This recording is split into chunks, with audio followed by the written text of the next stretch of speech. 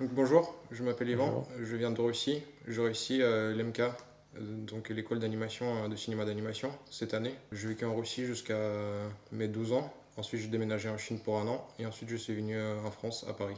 J'ai trouvé l'EAP sur Internet. Je veux d'autres écoles, mais finalement, j'ai choisi l'EAP parce que c'était plus proche de chez moi et niveau ambiance et l'équipe pédagogique, le fait qu'il a une seule classe, donc les professeurs ils peuvent te suivre. J'ai préparé des choses de l'animation, donc les turnarounds, les décors, plusieurs, donc plusieurs personnages. Donc j'avais en plus j'avais deux projets personnels. Un qui parlait des grenouilles et l'autre qui parle des astronautes, donc de l'espace, etc. Je travaille dans le côté un peu humoristique. Les qualités importantes, c'est d'être persévérant et d'être vraiment très motivé. Parce que l'animation, c'est quelque chose qui demande beaucoup du temps et beaucoup de toi, beaucoup de ton énergie et ton imagination.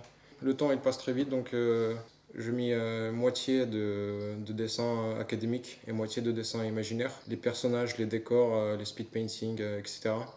Et de l'autre côté, j'ai mis des perspectives, des modèles vivants. Et aussi, j'avais mis des choses qu'on a fait en projet com. Donc, projet com, c'est quand on fait soit des grands projets au début d'année, soit des petits projets qui durent un seul cours. Donc, ce sont des projets. En fait, les professeurs ils nous donnent un thème et on doit développer quelque chose autour. Ce que j'ai remarqué, c'est qu'à l'MK, ils aiment bien voir des cultures différentes. Donc, si tu es de l'autre origine et tu as vécu dans ton pays natal, tu as beaucoup de chance. Donc c'est justement ça qui m'a permis de... En fait, pendant mon oral, je me suis beaucoup appuyé sur ma culture russe, sur les musiciens, les auteurs, les écrivains, les peintres russes.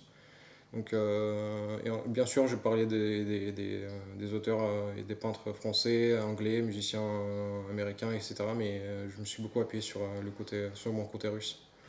Alors, j'ai vu un énorme progrès en perspective, parce qu'avant j'étais Mhm. très naze, je ne pouvais pas m'orienter dans l'espace, mais au bout de cette année, j'ai vu que je comparais mes dessins de l'année dernière et de cette année, je remarquais que je suis plutôt bien en perspective, donc je vois bien dans l'espace et aussi les cours de modèle vivant qui m'ont beaucoup aidé pour trier un personnage de A à Z, ainsi que les proportions. Donc ça a beaucoup enrichi ma culture générale.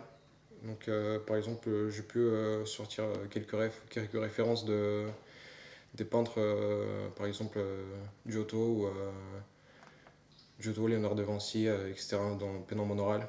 Il y avait aussi la peinture, il y avait aussi les cours d'animation et les cours de sculpture que je suivais en début d'année. Donc, les cours de sculpture, ils m'ont apporté la vision en 3D.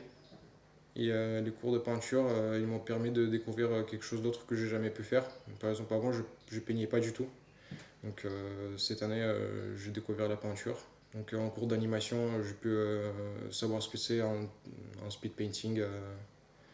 Parce que c'est vraiment c'est le côté technique de l'animation que je savais pas faire avant de venir ici. Il faut avoir toujours un carnet de croquis.